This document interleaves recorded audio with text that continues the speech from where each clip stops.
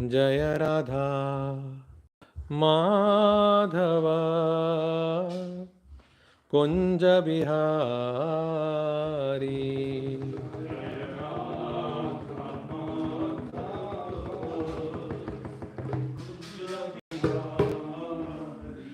जय राधा माधव कुंज बिहारी।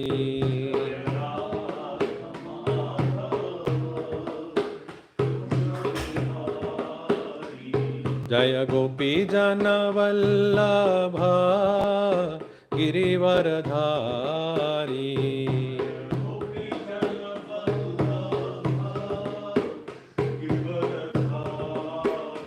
जय गोपी जन वल्लभ गिरिवरधारी।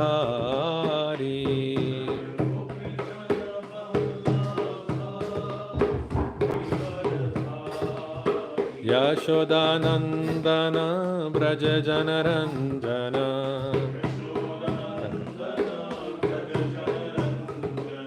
यशोदानंदन ब्रज जनरंजन।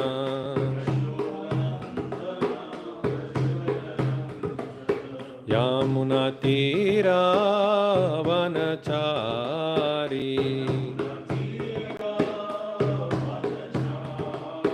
यमुना तीरा वनचारी।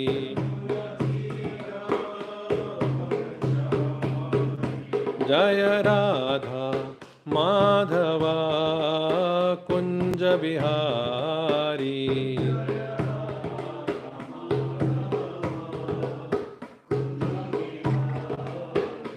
जय राधा माधव कुंज बिहारी।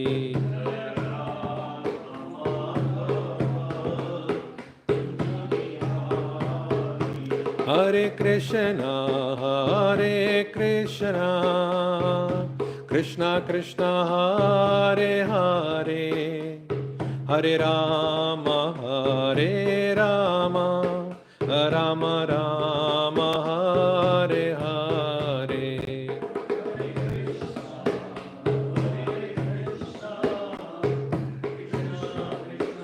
करताल।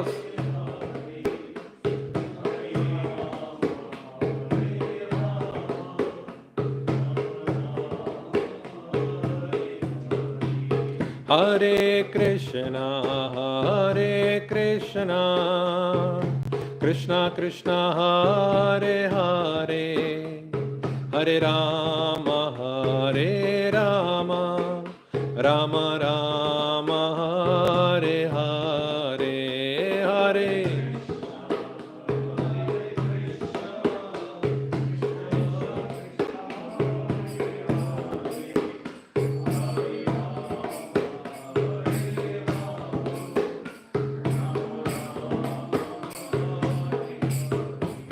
हरे कृष्णा कृष्णा कृष्णा हरे हरे, हरे राम राम राम हरे हरे हरे।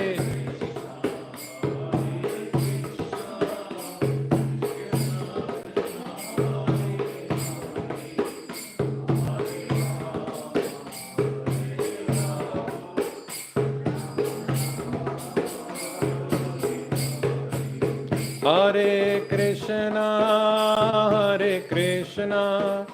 कृष्णा कृष्णा हरे हरे, हरे Ram Ram Ram Hare Hare Hare.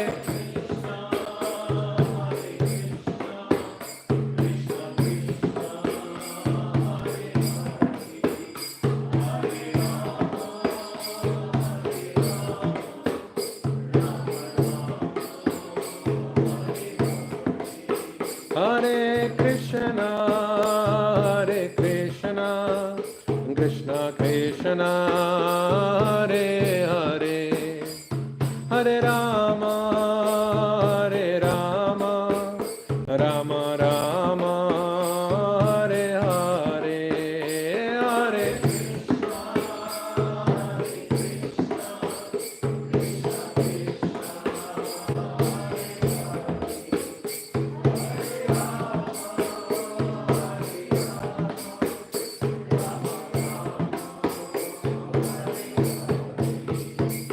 Jaya Radha Madhava Jaya Radha Madhava Jaya Radha Madhava Jaya Radha Madhava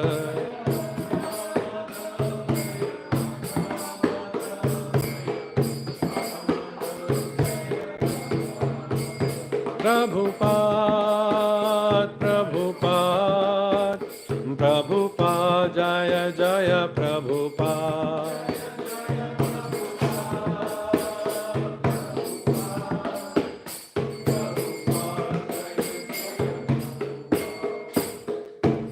Srila Prabhupada ki jai.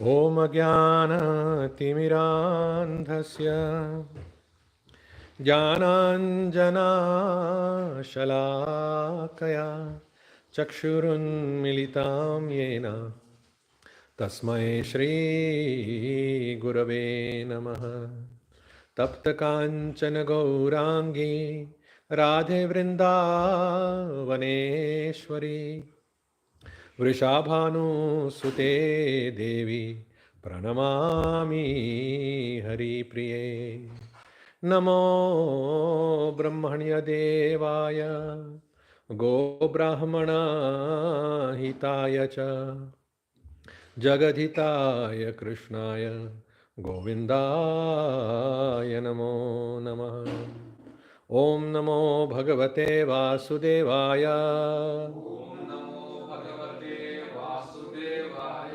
Om Namo Bhagavate Vasudevaya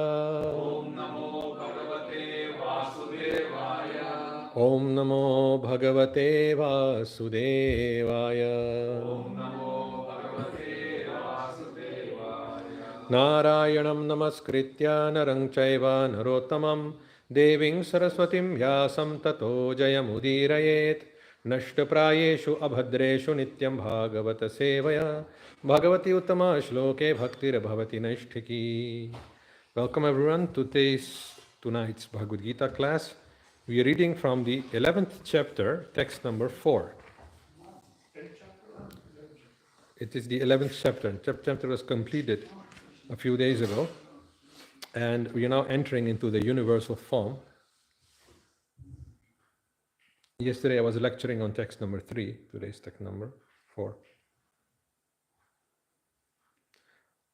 I was said, don't let Maya enter the temple.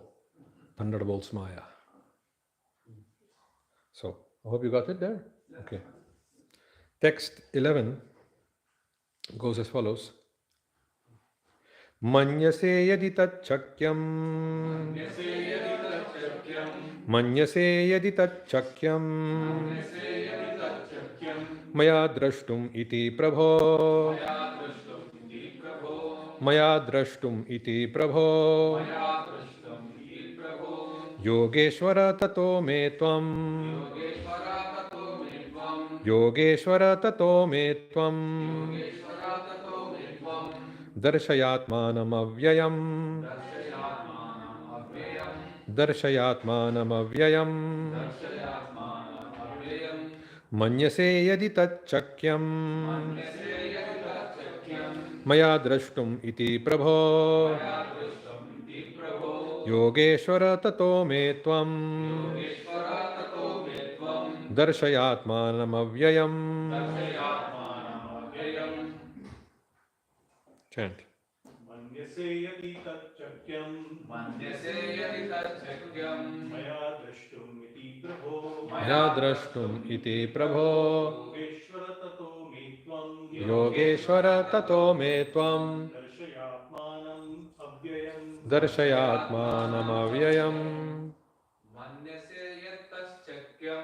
Manyase yadi tachakyam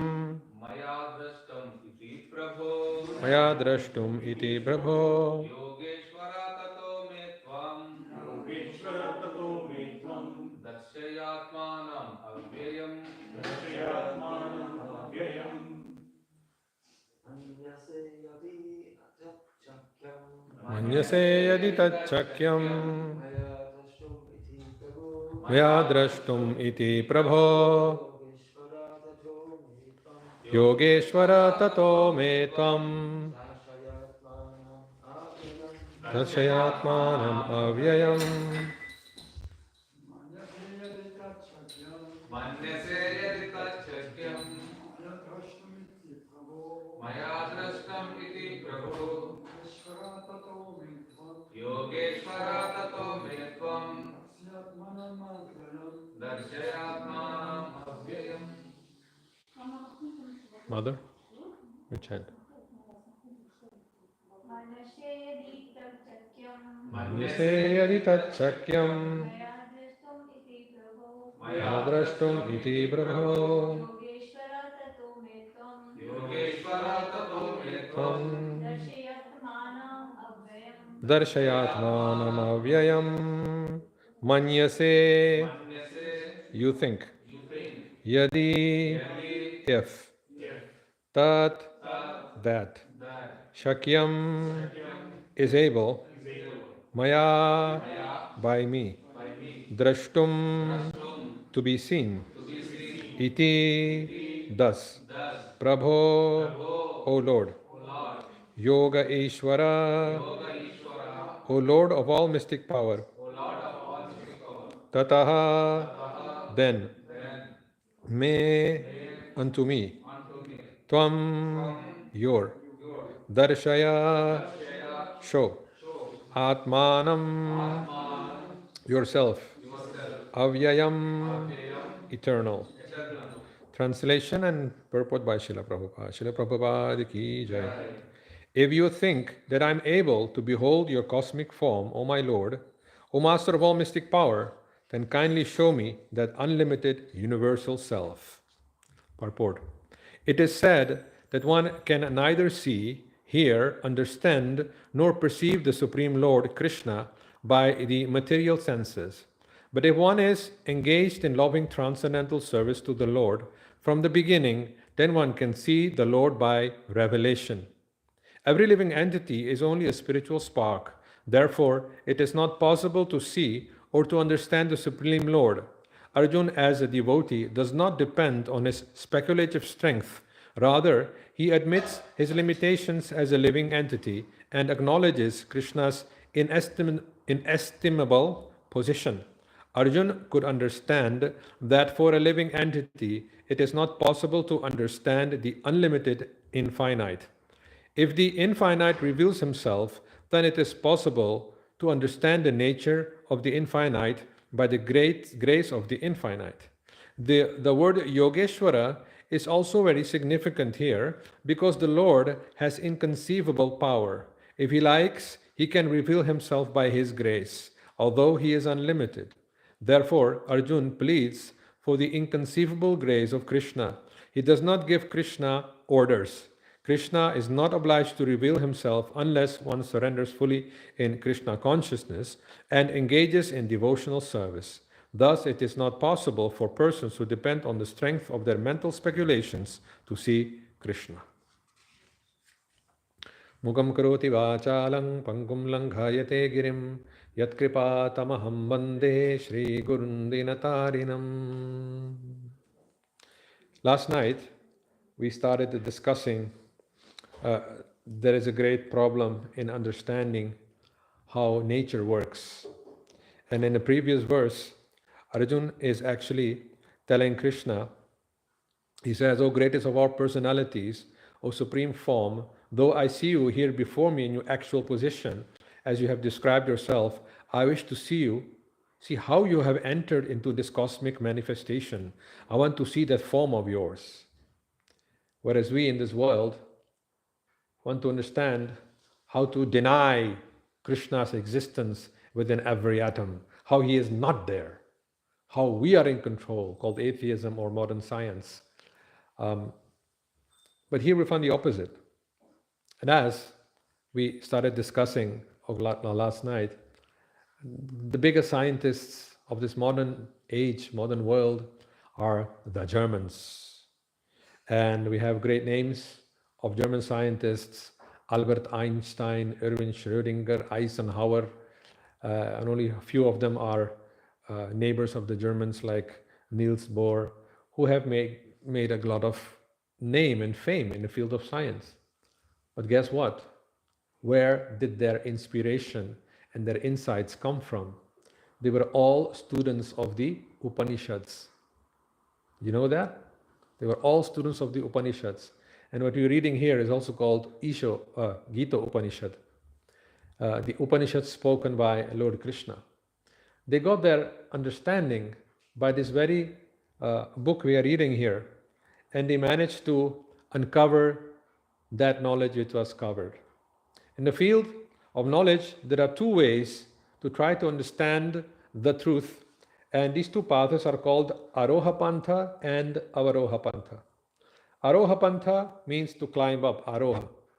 So by physical experiments, by observing the external world, one is trying to see links, uncover certain subtle indications of where the truth might be hidden. And in this way, by spending millions of dollars and lots of thousands of euros, one builds a particle accelerator which goes around, and then clashes, and then different particles come out and they discover something which can destroy the world. So this is the path of Aroha Pantha.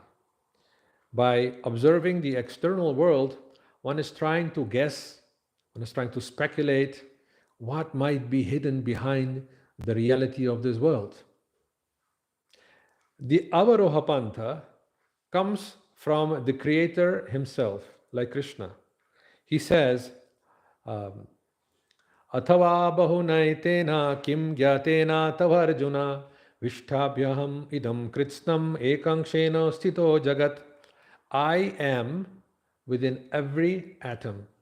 By my energy, this entire universe is sustained. So he declares already how he is there.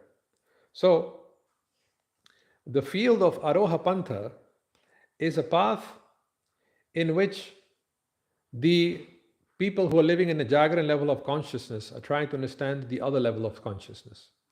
Consciousness comes to us in 4 levels, as I mentioned before. And the devotee said it's good to repeat this, describe this, so that it becomes very clear how consciousness works. As we are living in this world, we are in a wakeful state called Jagran. And in this Jagran state, we see gross matter, we see cars, we see people, we see the floor, you can see the light, everything visible in the gross material world. When you are awake to this material world, it's called Jagran. And most of the people see that as the actual reality. Why? Because 16 out of the 24 hours, you're living in that state of consciousness. And only 8 hours, you're sleeping, right? For most of us, it is like that. Some might have it the way around, but generally, you are awake about 16 hours and and sleeping for 8 hours. But what if it would be the way around, that you'd be sleeping for, let's say, 20 hours and be awake for 4 hours? What would you consider reality then? Dream? Awakeness. Because what is temporary is temporary. 4 hours you're awake to this world and 20 hours you are sleeping. And there are animals who live like that. What would you consider to be reality? We have voted for it, because everything goes by vote nowadays. We have voted for it that the 16 hours, that is reality, and this 8 hour sleep, that's dream. Who says that your vote counts here? See? Maybe it might be that those 8 hours you're sleeping, you're entering another reality, another state of consciousness, which is another reality. And it is actually a matter of fact. When you sleep, you're not aware of this external world, and your body is part of this external world. You're entering an internal world where you forget your body. So now you're existing in a state of dream, in a state where you don't have your gross body with you.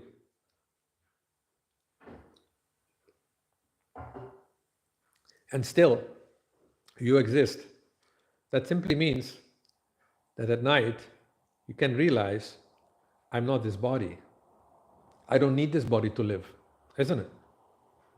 Isn't it? But we're very attached to this body. We work 40 hours for this body to maintain it, to put food in there.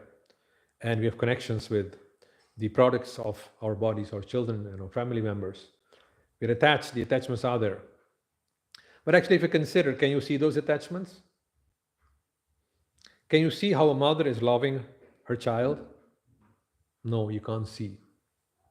The Bhagavatam explains that by affection, cords are formed. Hridaya Granthi, which are actually, if you have divine eyes, you can see those cords going. Then there is no doubt. But most of us are not able to see those cords of affection. And they exist. Only by the movement of the hand, by the smile, and the little child is smiling also, and the little child has just eaten and it's burps and it's very happy, mothers caressing. We derive, we concoct, we try to feel that this must be very pleasing. But actually you cannot see the pleasingness. You can see the smile, but you cannot see the pleasingness, right? So all the emotions, the intelligence, and the ego is in another dimension for us. It exists, we know it. We can't see it with the eyes, right? In this day and age, seeing is believing. But then you can't see that and you still believe it? It's often discussed, right?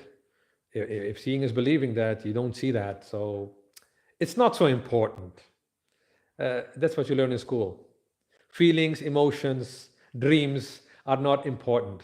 Important is that you work and pay tax, right? That is important. Einfach weitermachen.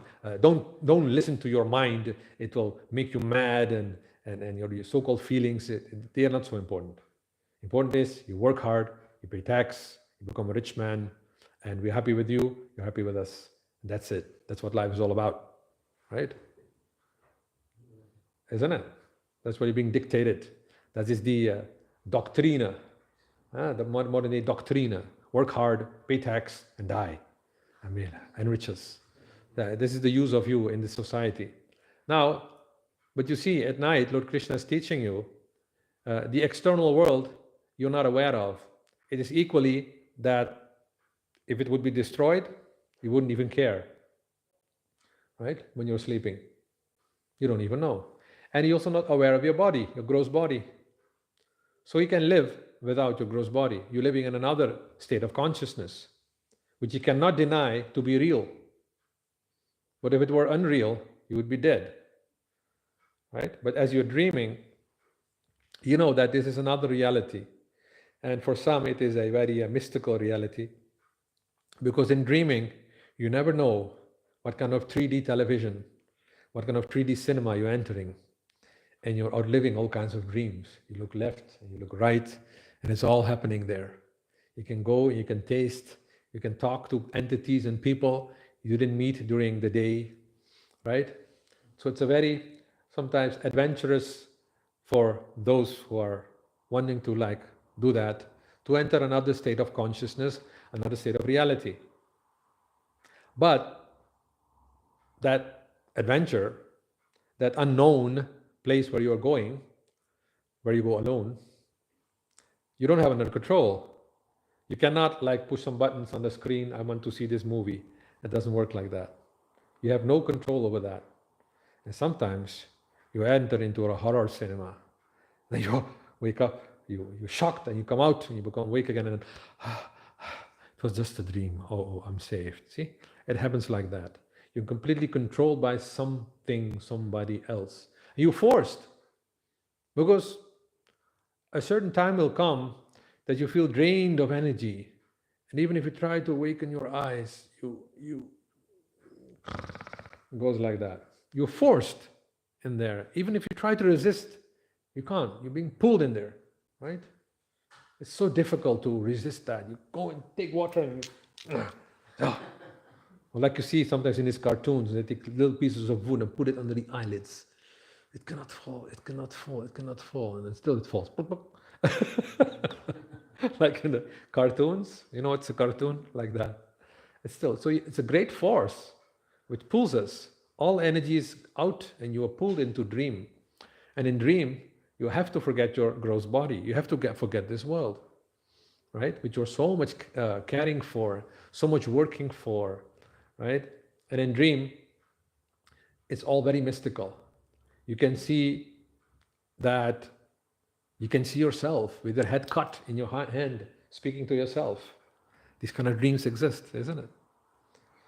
Or you can see yourself walking. But how can you see yourself? It's not a mirror. You can see yourself doing things. You can see yourself becoming a rich man, or having lost all your money. Or even you can see that you have wings and you're flying like a devata on a planet. You're completely enjoying your flight without any payment. And it is all so fantastic. These things are possible. In dreams, things are possible which are not possible in this gross world. But it is a dream. And we don't put much value to it. Why? Because when you wake up, the dream is finished. And you're back in the world where you have to pay tax. And that is more bothering you than that dream. So we put more value in the realm of wakeness. Like that. But in dream, you're mostly working on the level of the mind and intelligence. Sometimes you have conversations in a dream. You're trying to make a point or defend your point. So it's all happening in a dream. Then there is another state of consciousness deeper than that. That dreams also disappear. And you enter into a state of consciousness where you only experience intense calmness, intense peace.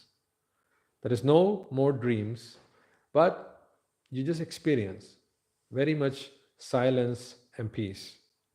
And you feel bliss, like you are being recharged. That's called the state of deep sleep. Deep sleep means sleep without any dreams. Dreams are in the mind, and in deep sleep, there are no dreams. So that means in deep sleep, also the mind is not there. The mind is forgotten. You don't care about your so-called dreams and your plans. So, when there is no body and there is no mind, what remains?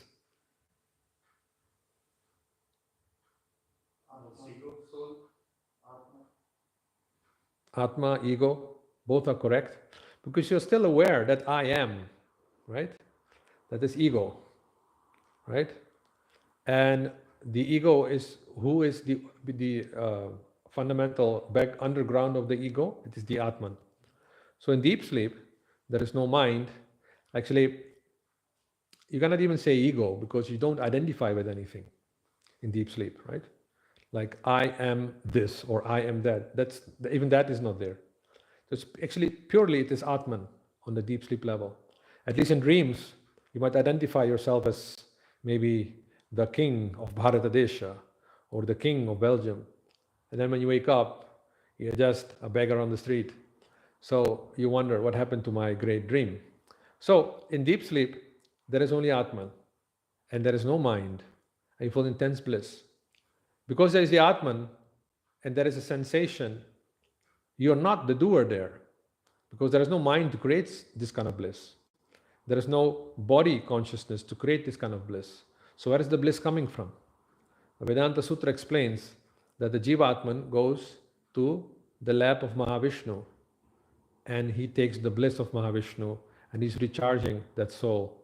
He goes back from where he came. Because in the beginning of creation, it was Mahavishnu who projected all the divas into each of the universes. So that place is reserved for us. We always have a place in the lap of our Father, Mahavishnu, right? So these are the levels of consciousness. And they are all acting upon us in a state when we are helpless. We cannot control them. Even deep sleep, it is very much necessary. If you don't have deep sleep, you are not recharged. When you wake up, you're still tired. That's because you did not enter deep sleep. And then you have to go to the druggist and buy some kind of sleeping pills or Camilla tea or all these kinds of things people use to get more deeper rest. See? But now, Prabhupada says here that in these levels of consciousness, one is not able, It is said that one can neither see, hear, understand, nor perceive the Supreme Lord Krishna by material senses. So that is there. Therefore, one has to spiritualize one's consciousness. What if you can sit while opening your eyes and go in a state of dream? Is it possible? That is possible by mastering yoga techniques. And the techniques are basically like this. You very much look inside when you're dreaming. What is your state of consciousness? You measure that, you practice that. And as you are opening your eyes, you try to go to the same state of consciousness. So in a controlled way, you're going to the level of swapna, right? Then that state of consciousness is not called swapna in yogic terms. It's called Tägliche, fiery, energetic. Because in that state, now you can, in a controlled way, decide where you can travel with your mind. And yes, then you can experience that past, present, and future are in the same place. We're going to see this when Krishna will show his universal form. He says, look, Arjun, whatever you desire to see within the universe, I'm showing you. Whatever was there in the past, whatever will be coming, and also the present is all there in the same place. See? But unless you're able to access that dimension through Bhakti Yoga, you will not have any control over that state of consciousness. But that's not the ultimate end. You have to go deeper. Is it possible in that state where the mind is also forgotten, where the mind is not there in sushupti, deep sleep, to go there with open eyes?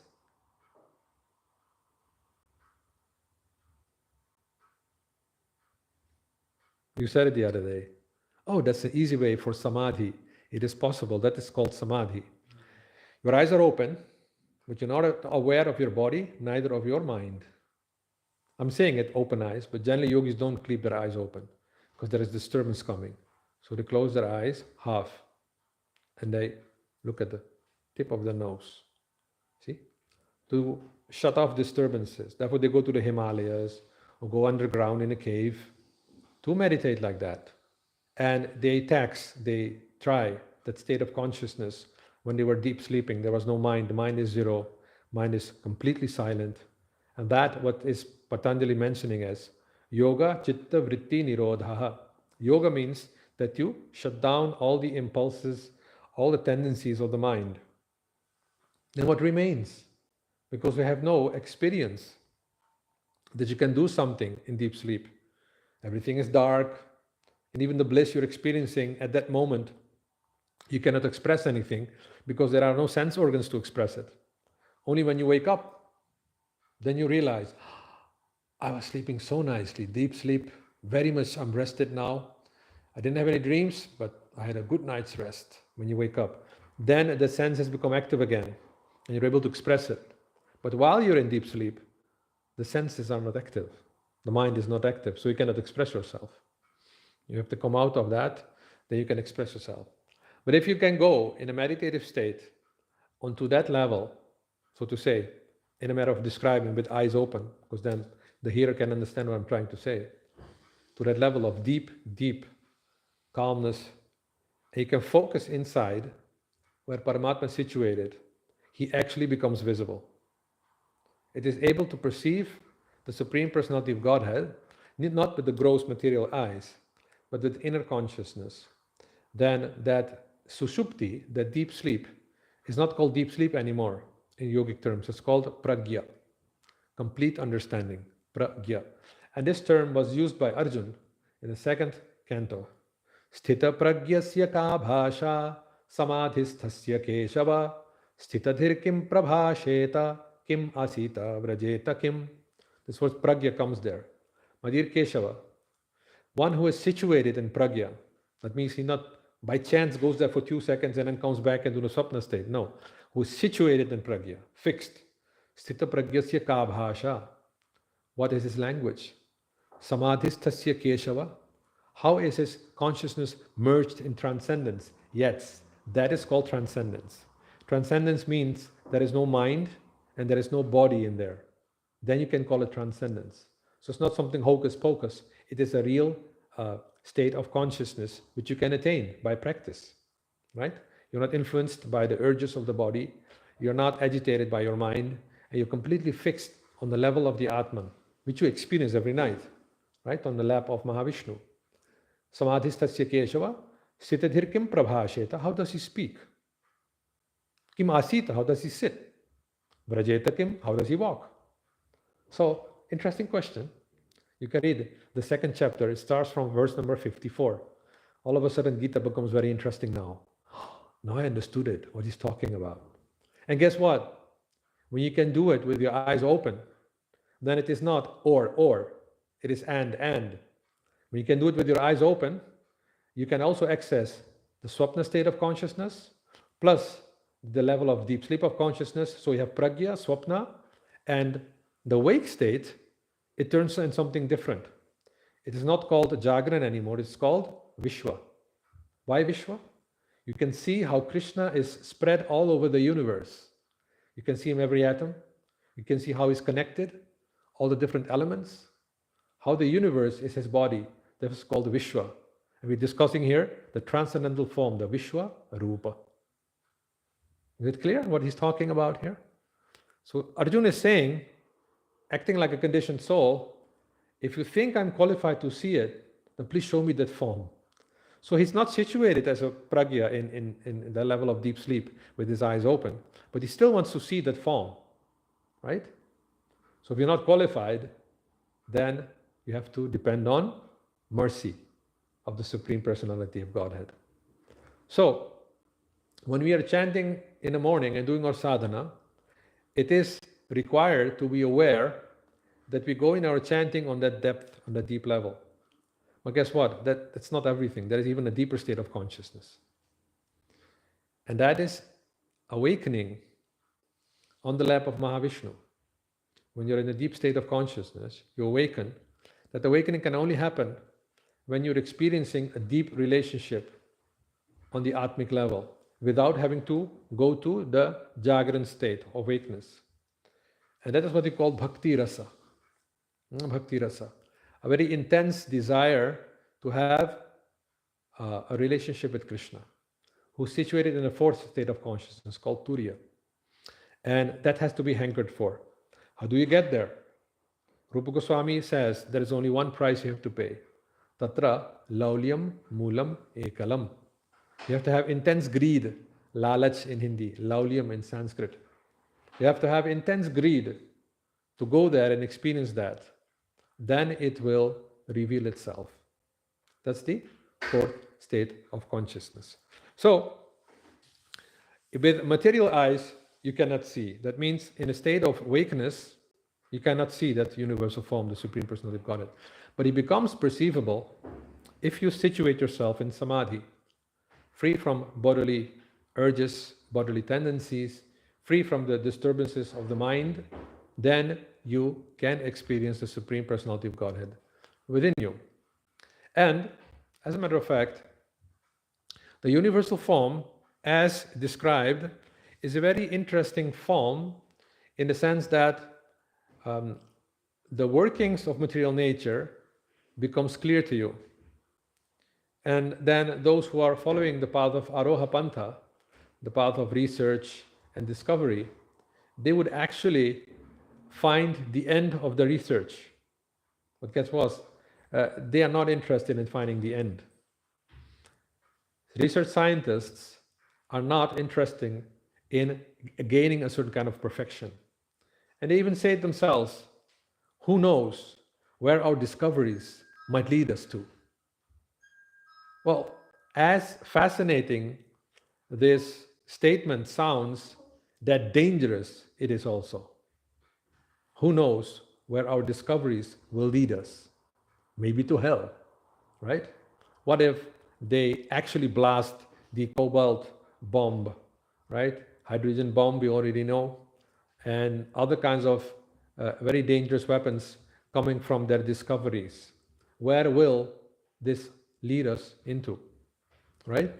That means that Aroha Panthis, those who are doing research science, they have no direction in which to go. They're just going without any direction. And it is like launching an arrow without having any fixed target. It is a very dangerous arrow. It's just coming. It might even turn against you. So this is the danger of Aroha Pantha. As much as it gave us cars, electronics, it is also very dangerous. It's exploiting the resources of material nature. And like they say, we don't know where it will lead us to. Whereas the Avaroha Pantha is the path where a goal is fixed. You want to obtain something, then you ask the person, or you ask a master who has gained that perfection, show me the path where, how I can attain that perfection. So for us in Krishna consciousness, it is very clear that we want to attain our spiritual form, our eternal life in relationship with Krishna. And the masters, the teachers who have attained that are called the acharyas. And therefore we follow Acharya Pantha. We do as they say, and you realize gradually that you can attain there. Now, an Avaroha Pantha person might ask, how do you know that the path you're following is true? How do you reply to that? If a scientist discusses with you or argues with you, how do you know that your path is correct? It's a path of experiencing. But yoga is meant to be tasted, just like you can't study about swimming without actually getting into the water. Why should I take the risk? Don't take the risk, be unhappy. So be unhappy. If I look at the Hare Krishnas, then you're also not always happy. You also have to follow, go and undergo diseases, and you also have problems with the tax, and like that. So what is the difference? Why should I follow your path? We follow advanced authorities in every field. Whether if you're learning aeronautic engineering, you don't study it from a book. You go to a professor, and he teaches you or she teaches you aeronautic engineering. Okay, you can say like that. But how do you know that your path is actually the right path? You say by experience. But how many of you have experienced the absolute perfection in your path? Maybe not the absolute perfection, but if I look at the spectrum of where I came from and where I'm today, I can definitely say I'm moving on the path. Very good. This is how you argue with them. It's just like the path says, if I go from Köln to Antwerpen or to Brussels, the train will go to Maastricht, and it will go to Antwerpen, and then it will go to Brussels.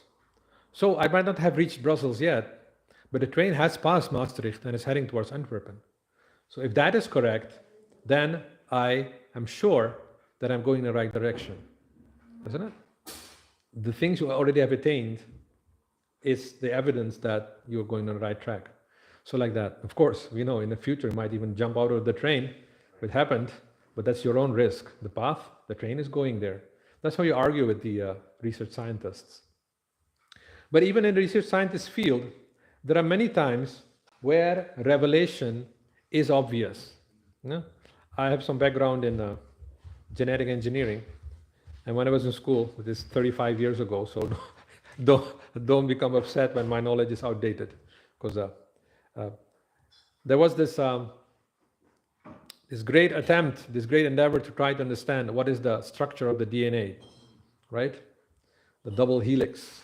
It's like a staircase, but then twisted around, and that is even twisted again. And then you get an amino acid and a protein. It was so difficult to decipher what that structure is, and they were discussing, and they're cracking and taxing their brains. That just one day, all of a sudden, by chance, it matched. We got it. See? How did it match that day and all those years before it couldn't match? It indicates it wasn't your power. Why on that day you succeeded and all the other days, where you had the same senses, same intelligence, same power, you could not find that double helix. That is double spirale. That's the structure of DNA. Now they have deciphered it and do many things with them. It's like they're ripping them open like a zip file and then closing them, or cutting out C, G, all these kind of amino acids, and doing all kinds of things with them. But it was a great discovery, and a person, I think, got a Nobel Prize for it. It was so important discovery. But who uncovered it? That person was not the guy who did it, because he says it was by chance. A chance doesn't exist. There is consciousness behind. Somebody made it like that.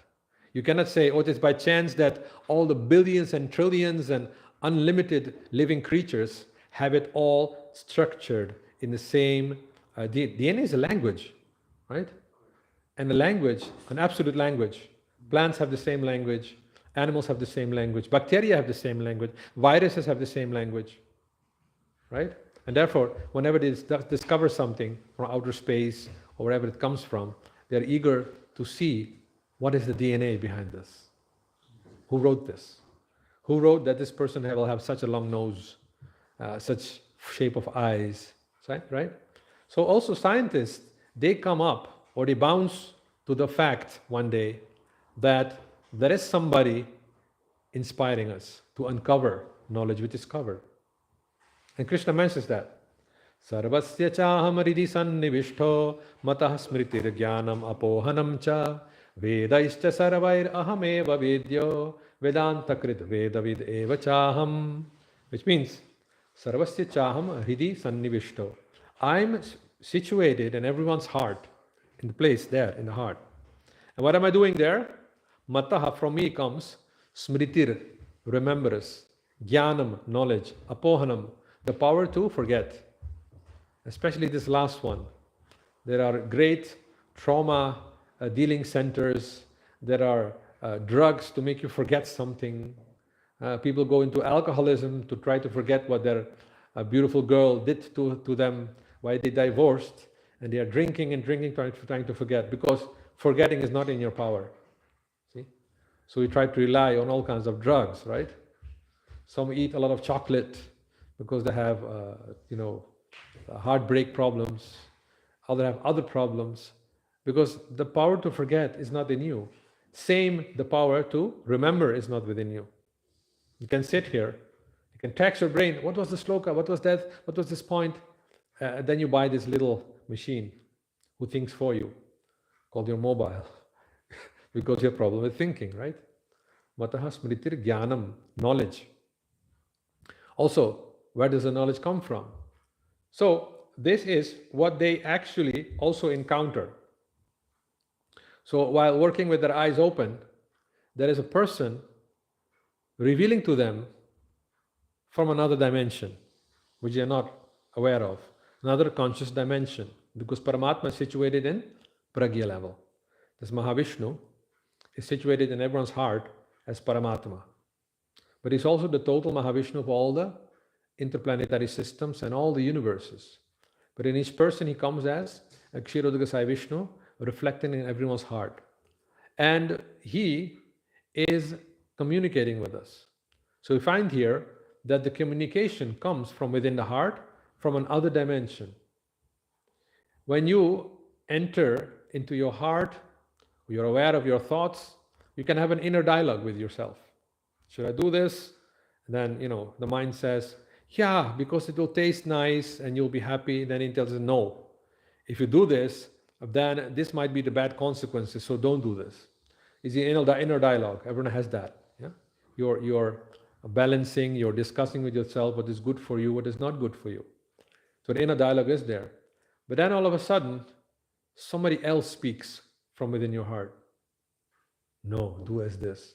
And it's, yes, I never thought about it. Exactly. You could not think about it. You could not remember it. Somebody else remembered, and not your mobile. Who was that person? That's Paramatma. He actually makes you remember how to walk every day. Look, it's a staircase. So if you walked in a different way, we have to put the leg a little deeper than the other one. Especially when you have a hernia, you realize that somebody's helping you. See, when you're healthy, you won't even think you'll run down the staircase, up the staircase. But when the body doesn't function so healthily anymore, you become aware that somebody else is helping you. And you feel it in the heart, not in the brain. When you're in school and you're making your tests, your exams, it gets really hot here, And sometimes you need water to cool, otherwise steam will come out of your ears. right? Especially the Indian students I've heard, because in India everything is very competitive. You never have seen so much competition in Europe like they have in India. They call it cutthroat competition. And they have the best students, on a board, 99.9% of the exam they passed, That means only 0.1 mistake they made. They're brilliance, they're the pride of the school. The other one, 94%, 96%, Such competition we never saw here in Europe. For others, well, if you get 60%, you pass, who cares? You get a good job and you learn a little bit more. You're experienced and you have enough to eat and you have a good house to sleep in, so everything is fine. But it is not there in India. You have to be the best of the best. You know why? Then you get the ticket through Köln. We can get a Euro job in payment in euros, isn't it? You get good career and like that. So that idea, that romance of going to America or Europe and having a life which is a little bit more sophisticated and polished than life in India, that's the allurement to come here, right? That they work hard, but who's actually giving them that intelligence? Who's allowing them to come? Because just if you get a brain stroke, the next second you can't do anything anymore. Where is your own power? It is coming from the Supreme Personality of Godhead, Paramatma. And we have to realize that. Arjun wants to see how he is enacting everything here. And modern science wants to forget how everything is enacted. But as a matter of fact, what they saw, these scientists, these quantum physicists, Niels Bohr, Einstein, and Schrödinger, one of the most amazing thing is that, as I mentioned, electrons don't behave like tennis balls, right? You remember last night's class? Yes, no? Yeah, a little bit. A little bit. Yesterday. Oh, okay, maybe I should repeat it, Hare Krishna. Is that in quantum physics is the science which modern day in the world is very famous. It is analyzing the subatomic world. Now, everyone knows what's an atom? There's a proton and there's an electron swinging around it. That's called an atom. That's basically the quantum theory. But when observing what the electron is doing, it is something different, something which you never expect in this world. When you add energy to that atom, it jumps into a higher orbit. And then it disappears and it falls to a lower orbit. And as it falls, you don't see him falling, he just goes there. And he emanates some kind of light. This you don't see in this world. It's like telepathy, or how you call that? You go into this machine and then they project you somewhere else. How you call that? Teleportation, yes. It's like that, So where it's coming from? They observe the atoms doing that, right? And guess what? The atoms don't listen to us. That's the problem. If you throw tennis balls, it will go in the direction you throw it, right? With more impulse, it goes further. And if you throw it in an angle, it goes in the same angle. But electrons, if you throw it at a nice angle, it goes in its own way, this way, that way. If it can go in the back, it don't listen to you. It won't listen to you. So what is this? They're getting upset with atoms and electrons. It's called probability. Everything is probable. You can't really predict or understand what it's going to do. You can't say for sure where the atom is going. So this behavior is not seen in this world. Of course, with kids it's seen, but means they are also not in your control. Then they behave like that. But objects in this gross world, they behave according to how you project them, how you throw them, how you launch them. Otherwise, the Chandrayaan mission would have been failed. You launch it towards the moon and it goes towards Mars, then it would have been a failure. No, in this gross world, what you aim at, there's a target, and there your projection, your projectile goes. But in a very small world, it is not like that. And there are all the strange things. So you can't say for sure where the electron is. So everything is probabilistic. And we don't like that. Because we are, as scientists, discovered, we are sure, we can say with certainty what happens with the laws of, what is this guy's name? Newton. We can say for sure what happens. All of a sudden, this quantum physics comes. And he kind of pulls the rug under that, beneath of that sureness that you can't say what science you couldn't predict anymore. But fortunately, one scientist named Erwin Schrödinger, a German scientist, came up with an equation in which you could measure the probability with very great accuracy, something like 14 decimals behind the comma. So if in this space I measure what is the chance that I will find the electron there, that much precision is possible. But you can never be 100% sure that it is there, that you have to accept. So now, guess what? It turns out that this scientist, Niels Bohr, was trying to understand why these atoms behave, subatomic particles, electrons behave like that. Why they jump into an orbit and then jump back. You don't see him going into a higher orbit and then ending there, no. It turned out that these orbits of electrons are fixed. Like engraved. Like you have the ground of stone and there are engraved orbits. And there are certain orbits engraved, and in between, it's simply not possible for a ball to remain. It has to fall into that canal or the other orbit canal, like that, you can imagine. So it's either one orbit or another. You can say like it is 1 or 2 or 3 or 4, but it cannot be 1.1, 1.2, it's not possible. So he came up with the idea that the energies within an atom are quantized, are coming in small blocks, which are indivisible, right? Now, this again is coming from the Bhagavatam, from the Upanishads. The smallest particles of energy are indivisible and they're eternal. And they form the gross forms in this world, right? That jump into a higher orbit and jumping back is what is called a quantum leap. That's the terminology is coming from, quantum leap.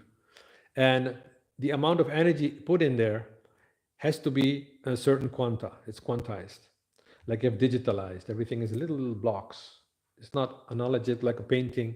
It can be anywhere you can know. It is structured. It's quantized like that.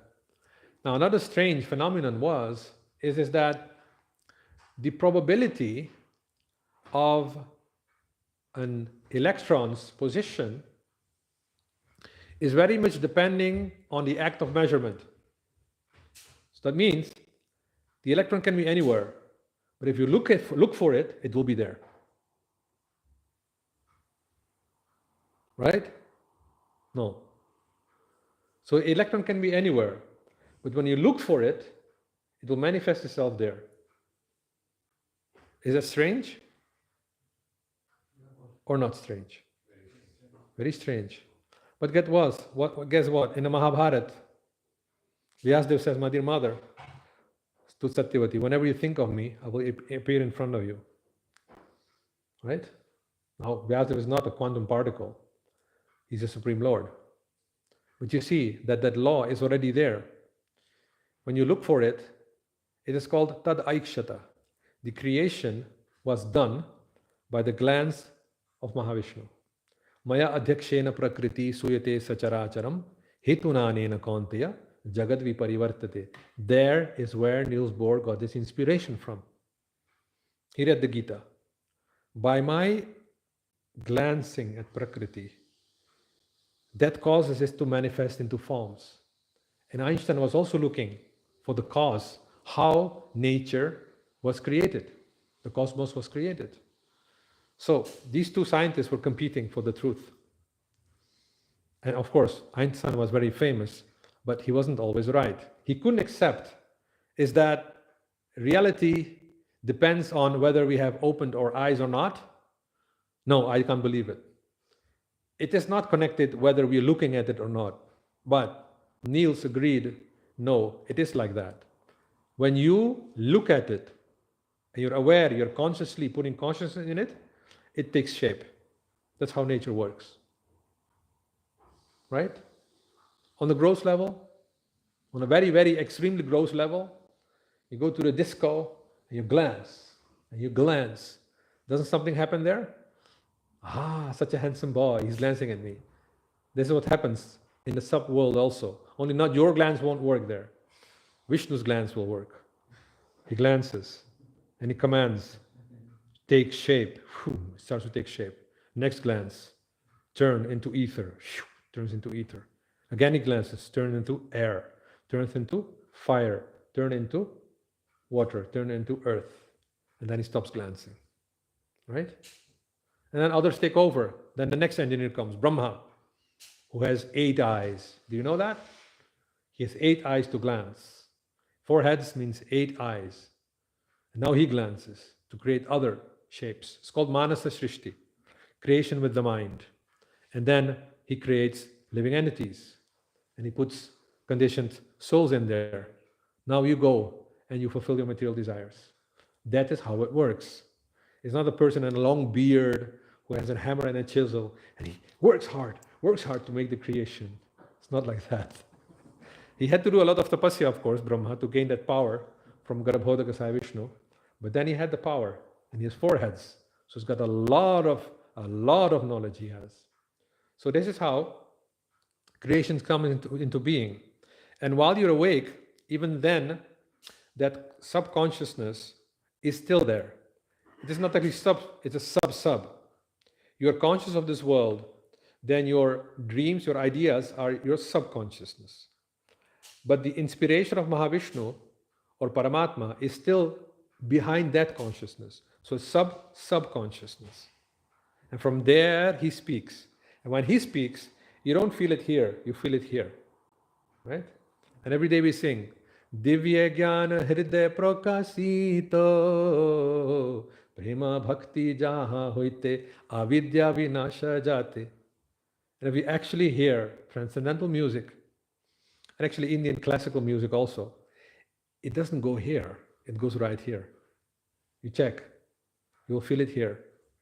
So it is actually another state, another kind of music. Whereas modern day music, I've taken specifically classical, because even modern day Indian, it goes into here and it creates a headache and then it goes out, you don't want to hear anymore. But actual music was meant to do something here. It's called the raga, attachments, colors of the heart. When you sing in the raga, it touches here. And here also Paramatma is situated. When he speaks, then knowledge is revealed. Though you're taxing your brain, I got it now. What did you get? Before you couldn't get it? How did you get it now? Because he helped you. No, my dear son, grab there. Yes, I got it. But we forget to say thank you. we are like that. We got it, and we don't say thank you. And we go to the patent bureau, say, this is my invention, and you give me a patent and give me a Nobel Prize for it. This is the mentality. Because the gross, the Jagran world, the external is so important to us. See? So people with such a mentality, they can never be able to understand Krishna's universal form, how he is in everything, how he is everywhere. It's only for those who have a devotional attitude. Others have a cheating attitude, have an egoistic attitude, right? Have a thankless attitude. So how can you see then the Supreme Father in every atom, right?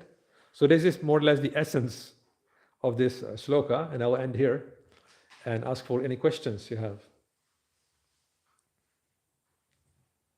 Or any comments, any disagreement, or wondering, yes.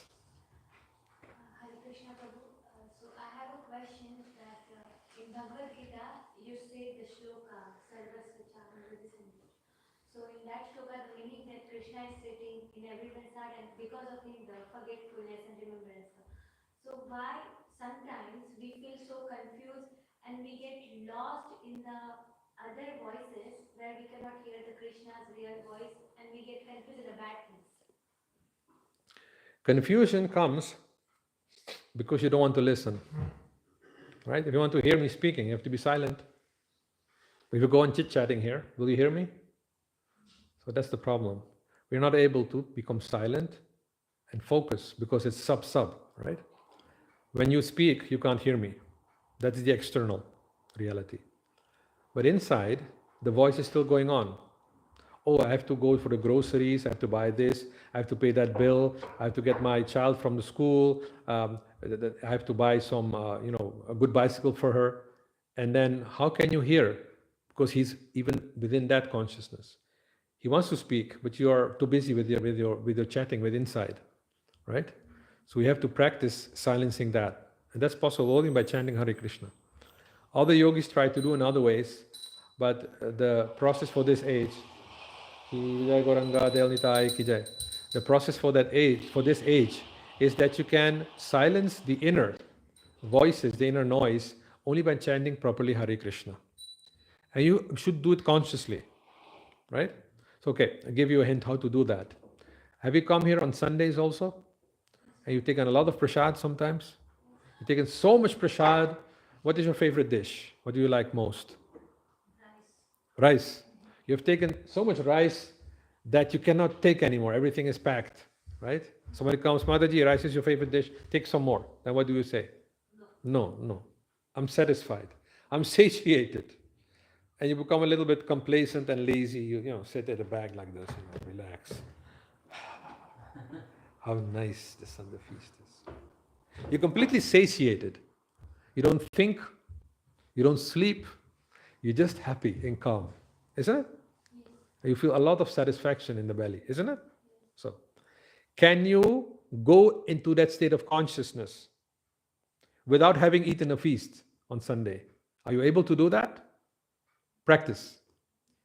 Because that's called nasochati na kankshati. No more thoughts, no more complaints, no more worries, just completely satisfied and calm. Because only then the mind can be silenced. And when the mind is silenced, then you try to converse with Krishna in your heart. And you'll see. As the question comes, the answer will also come at the same time. This is how it works. It is, therefore, yoga is a practice of intense calmness. And, Hare Krishna. Sorry, a bit late. But still, better late than never. That is the practice. Patanjali says, yoga chitta vritti nirodha. Vritti means impressions, urges, which come up in the mind, right? When you're hungry, then you think of your, I have to eat something. What's there in the fridge? You're outside, but you're already opening the fridge in your mind and looking what's in. That I can eat. Or you run home and you take your cheese and your bread and you eat. So these are all chitta vrittis. Nirodha, they have to be destroyed or finished. Then what remains? An empty mind? You can say once and yes, but you have to fill that mind with talks of Krishna. It can only happen that. That's called purification of the mind. It's like a lake which is very turbulent. All the mud, the little pieces of leaves, they create a very, dirty water, very, trouble. How we say that? Okay, the water is not crystal clear, so it's all satiated with, yeah, you can say contaminated. Then in that water, you can't see the bottom of that water, isn't it? But as you wait, the water becomes still, silenced. Everything goes down the bottom. They can see very clearly what's there on the bottom, right? So the mind has to be like that.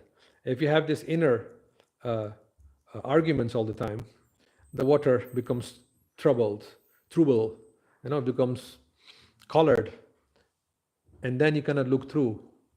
So you have to be able to silence the mind, make the mind peaceful, worryless. Yes, sedimentation. The Dutch word is troebel, which means the solution is in the stuff is solved in water, and it's tainting the water, it's taking its clarity away. So I was asking, what is the English equivalent of that? So he doesn't know. So like that. So these are analogies to make you aware that your connection with the Paramatma is only blurred, is only veiled by your own disturbances, which you have created. Just like, basically, there is no difficulty in looking directly at the sun, but the clouds create that difficulty. The sun is always there, you are always there. But these clouds, they come, and you're creating these clouds. These are your desires to enjoy in this world, or enjoy in your dreams. So you have created those clouds. Why not take them away? How to do that? Be silent.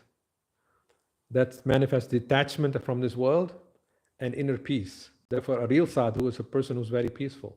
Brahma Bhuta Prasanna Atma. Like I said, after eating a lot of rice on Sunday feast, we are Prasanna Atma. Na sochati, na kankshati. No worries, no more desires. You see? And then you see everyone is equal. Ah, they're all eating, they're all my friends. Nobody's competing with me for my rice. Sama sarveshu bhuteshu. And then Krishna says, Mad bhaktim labhate param. Then you can attain my bhakti. See? You have to make it very simple for people to understand. And that is the problem. We are in this day and age in Kali Yuga, we're always manda sumandamati, always being troubled, manda bhake upadrav, all kinds of problems from coming up, all the time. We're always engaged on these kind of things. And if it is not possible, therefore it says, leave house and go to the forest. That means leave all your problems and go to the forest, and then you can become peaceful. You see? But then the materialists have read our books, and they go with big axes and cut all the trees. There are no more trees. There are no more forests. Where will you go? Stay here and pay tax. What will you do? Then you turn your house into a yoga center. You put it at Gaurnitai, Radha Krishna, and you make your house into an ashram. Like that. That's all. Mata grihe nasti, bharya apriyavadini, aranyam tena gantavyam, yatharanyam tatha griham. Chanakya says, if your mother is not home and your wife is speaking unpleasant words, you better go to the forest because your house is equal to a forest. So peace is so necessary for life. If there is no peace, there cannot be happiness. There cannot be any realization either. So it is very nice that you learn how to become very peaceful. But there is one danger, as Bhakta Arul pointed out. You can become peaceful, but I don't want to hear you snoring. That is not samadhi.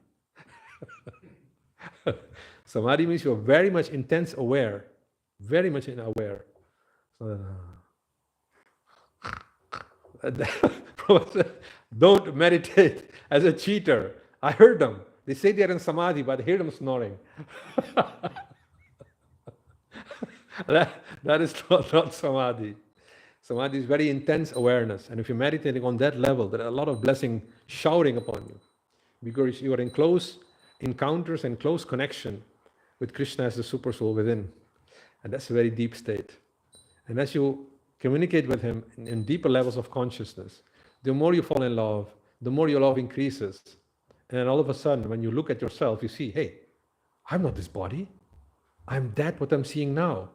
This is my eternal form, full of bliss and knowledge. Then you have attained the perfection. That's how it works. Okay? Yes. You mentioned that to get the peace, we should best way or the only way is to chant Hare Krishna. Hmm. And sometimes in my case I feel that when I'm chanting, I am getting still very much agitated with a lot of thoughts. Hmm. Whereas when I'm doing maybe physical yoga, like asana and surya namaskar and all that stuff and pranayama, I feel much more peace with those aspects of yoga. And then when I chant, I feel okay, it's just kind of working. Hmm. But only chanting sometimes is not working for me. Why is that? I mean, why I have to then, because it says Harinam, Harinam, Harinam, okay, no, only Harinam. But only Harinam is not working for me. Many times I have to take support of, every morning do some surahs, do some pranayama, put some money lines, like to create this thing, and then start. And then it works. Harinam is not only working. Why it is the case that I should all directly get up and take shower and chant, and then I should feel the peace after chanting. I don't feel the peace. I feel agitated. It's quite funny. You're answering your own question here. That you're saying that the asanas and the pranayam, I do that, then I can come to the level of dhyana and pratyahara. So that means you need some preparation. You can understand that others don't need that. They're constantly on the level of pratyahara and dhyana. So you don't have to do all of that. But some or other you need all to do that. It's okay. There are actually in the Russian in Russia, there are devotees who are doing that. Also in Mumbai, in ISKCON Mumbai temple, they're also doing that because they're noticing, yes, it's helpful. And if it's helpful, why not take support of that? But not everyone needs that. See? Because why that's the case that for some people the formula is different because in Shastras it's mentioned that Harinam, okay, that holy name is the only thing you need. But why is that for some people the formula is different and for some It is your biophysics. If you're a Pitta, you're a Kapha, or you're Vata, then your mind also works different. So if you're a Vata, means is Vayu, your overall elements of your three doshas is Vayu, then Vayu, if it sits still, it becomes restless. If Vayu is flowing, it is peaceful. And people who have a Vata constitution, they are more focused on the chanting when they are walking up and down, right? If they stop walking, their mind will flow like the wind. See? Because their Vata constitution is like that. Pitta are very fiery, right? So they need to calm down, settle. They need a lot of pranayam to take the heat out, that they can settle. And Kapha persons, they can be a little bit lazy, difficult in moving out. So they have to start, they have to trigger something to become active. See? So that's the biophysics, which is different in everyone's person, which you have to stimulate in order to come to that level when you can focus on the Hare Krishna Mahamantra alone. It says Harinam eva kevalam, it's true. It doesn't say that you shouldn't eat, or shouldn't drink, or shouldn't remain healthy, right? It doesn't say that it's forbidden, no. Harinam is meant for realizing your spiritual constitutional position in relation with Krishna. It doesn't say Harinam is meant that you chant Hare Krishna. No, you first buy some flowers and some water you take and some salt. You put it on your kitchen. You say Hare Krishna, Hare Krishna. It will mix by itself and roll itself and bake itself into chapatis. Does it happen like that? No, because Hare Krishna mantra is not meant for that. There are other mantras for that probably, which yogis might use.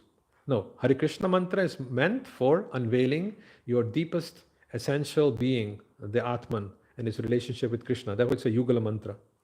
The Om mantra is an impersonal form of Hare Krishna mantra. It doesn't trigger that relationship with Radha and Krishna. But it can bring you to the level of Sushupti, like that. And even transcendence, the Brahman level, but not beyond that. Para-Brahman, it cannot lead you to that. For that you need a relationship. So, all these activities, this pranayam, it's all necessary to keep your body healthy, to keep your mind focused. But if you live in a temple situation, then you have no desire to go out and look in the world and enjoy all these sense objects, then the mind becomes very peaceful by itself. And there's a routine. As soon as you enter the temple, the mind immediately goes into meditative state. I have to concentrate on Gaunitai. Then all these preliminary things are not anymore necessary.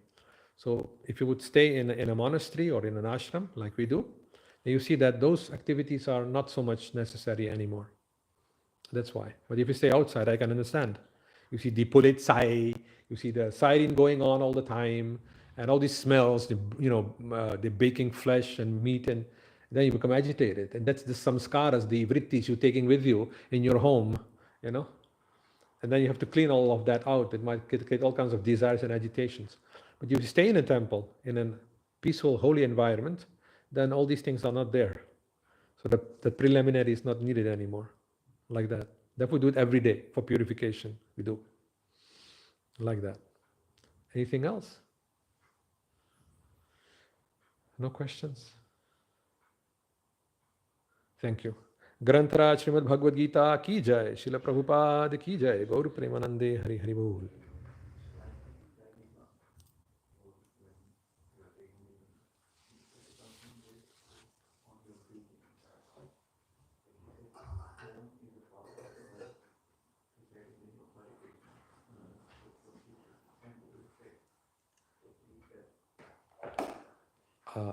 Johannes, können Sie das ausstellen? Auf.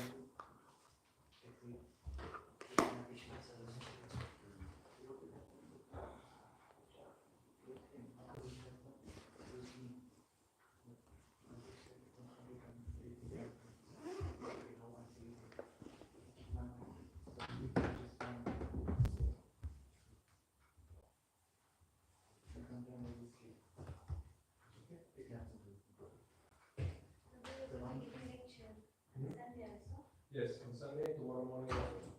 Oh, my heart is You also have a do. Yeah, it's beyond yoga, you know. You did something in a bad way, and it starts. It's already something. Hernia or slip disc? Hernia is like the back, the ligaments, or call it the bones. The slip disc. The nerve comes in between with the nerve. When we took out, I think there's some damage here. And therefore, each time I stand up, then it gets a burning sensation here. On the leg. Well, this area. And the nerve is actually very long. It starts here and goes up to your foot. But Prabhu, I think that's a slip disc. Because That's also part of it. Already the chiropractor said, this here, this, I'm not allowed to move my hip like this. yes. It should remain like this for a month. He said, don't do any exercises. Then you come back and you go to the last thing. When the slip disc, you also get one of your leg. So you will do an operation? I don't know, no, he only took out the nerve. So the disc is there and the nerve was there. It was hurting a lot. So he was able to do this.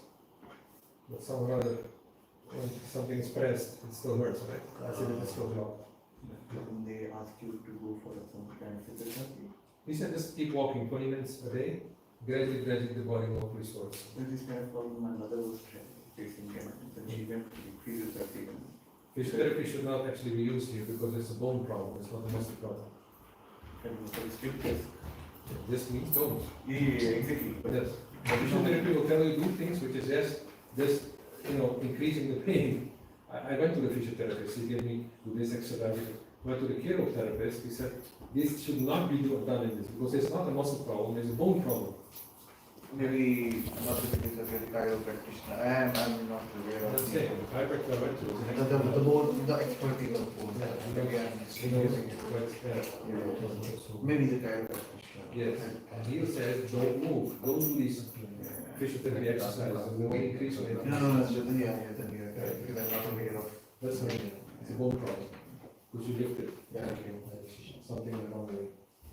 So, one thing I wanted to just add on, like, I read about Einstein, and what you were telling just came into my mind when he was doing his research. Before putting it into pen and paper, he used to close his eyes and imagine all that stuff. And how was he able to imagine that stuff? Some power was. Actually, I didn't, If you know about I this, didn't mention that, but it is not only Paramatma who speaks to us. It can be other beings also. Like somebody worships Mother Saraswati. He closes, Mother Saraswati will reveal. It's not Krishna, it's Paramatma. And only these things he means that. I don't know how far, I haven't looked at Einstein's biography, how far he was into Indian yoga.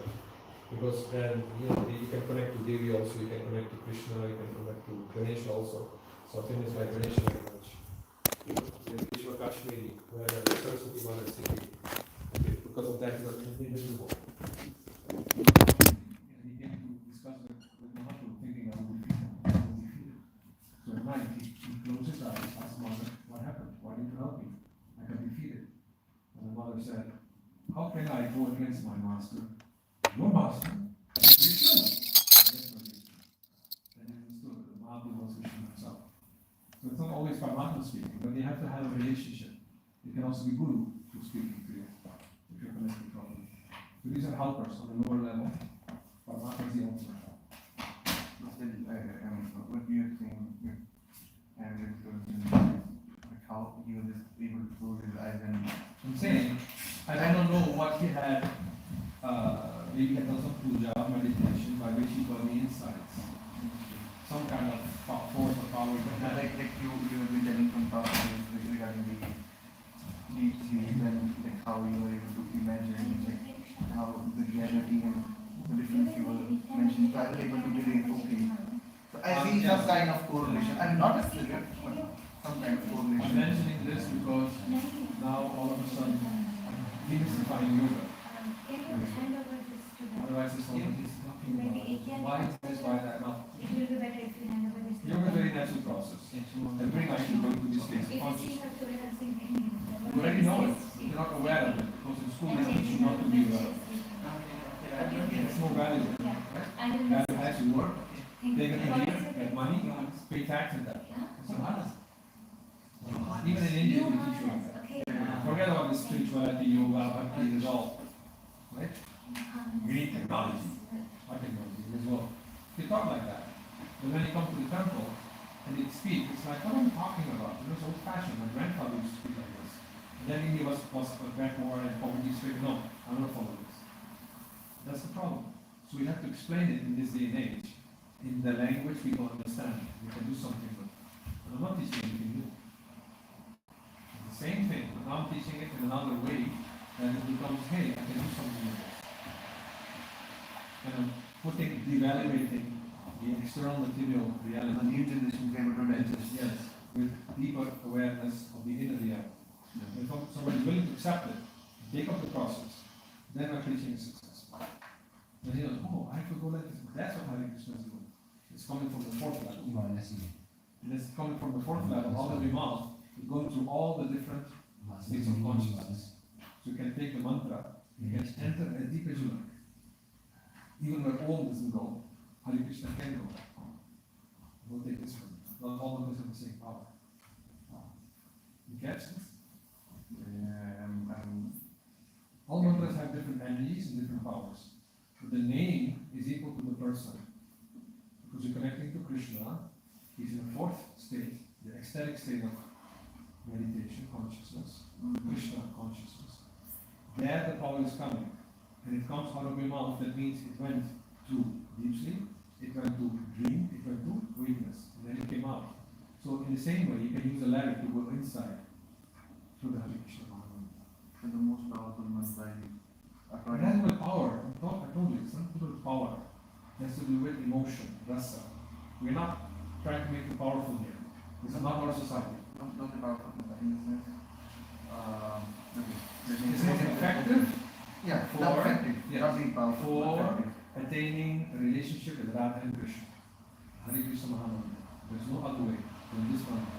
But if you're not interested in Radha Krishna, you want Shiva, you chant Om Namah Shivaya. That's the big difference. But Shiva is situated in another state of consciousness. And he is chanting, he is meditating to attain that level Hare Krishna Mantra can give you. Huh? Rama, Rama, Rama. What is Rama? It's in the same fourth level of consciousness, Krishna. And even Shiva is meditating to go there. Why is he meditating as a yogi? Why is he doing yoga? Actually, all the Ishwaras are doing yoga. Brahma is meditating, Shiva is meditating. Vishnu is not meditating. He's taking rest. Chantakaram, Bhujagashayanam, Padmanabham, Suji. So the others are meditating. What is the need for their meditation? What state of consciousness are they trying to attain by their meditation? Right? That's what I'm saying. It's very obvious who's supreme and how to go there. But what mantra is most effective? Mahaprabhu said, the chant this mantra, bless you, even without guru forward. Other mantras require guru initiation, Purusharya, purification ceremonies, then the mantra will work, otherwise not. You can go on chanting Om Namah Shivaya, you can get some place, but you won't get the real fruit of the mantra unless you take initiation from a Shaiva guru or whatever it is. Right? And then when you reach Shiva, he says, chant Hare Krishna. It happened like that. Some Western devotees said, I'm more attracted to Shiva, and they started doing the Shiva practices. So once they attain a certain level that he hears Shiva speaking to them, go to the Vaishnavas.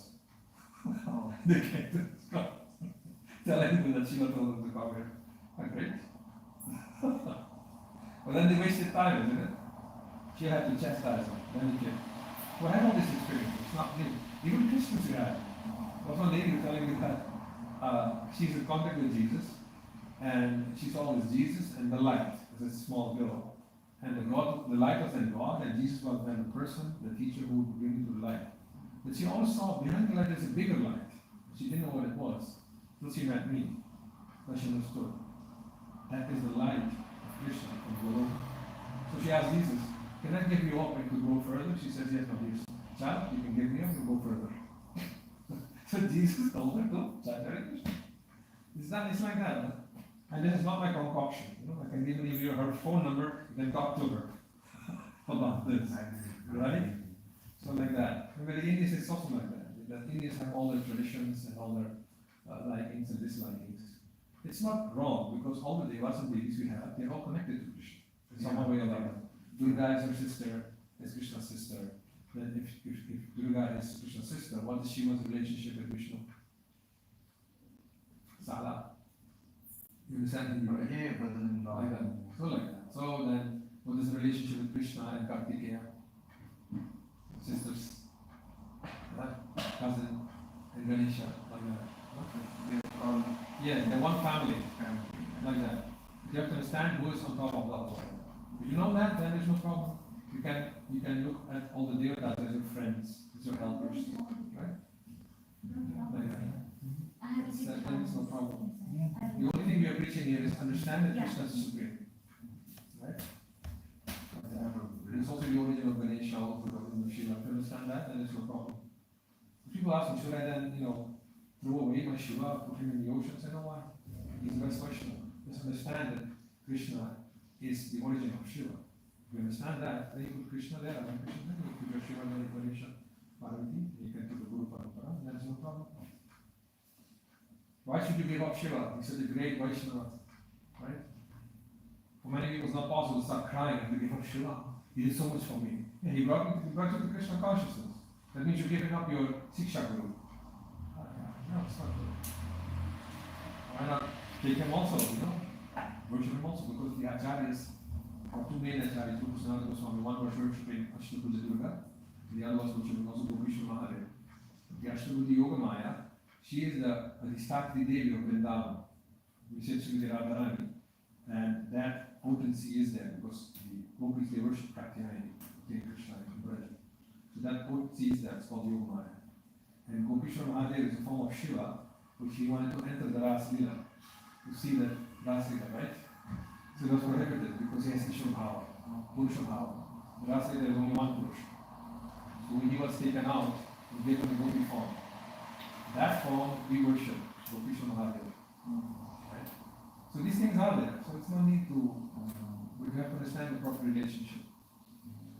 Okay? I have to go for preparation for tomorrow's class. Just one last question. Maybe it might be itself. So every day I try to meditate. I don't sit in my so meditate in the sense that I want to connect with God. And on the past 2 days, I've been talking about the yogis and rishis. I didn't speak about yogis and rishis. I spoke about different levels of consciousness. Right? Make it very clear. Because that's my purpose here.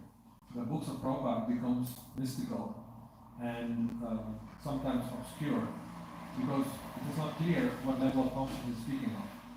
Because sometimes the reality of the earth description in the 5th canto doesn't correspond with what we see in this world, what the scientists have told us. Right? So we might start doubting it. But if you understand that some level of consciousness is described there, what level it is, then you understand, why it is described like that. So trying to clarify by describing levels of consciousness, other levels, some levels are communicating with you. So you might want to interpret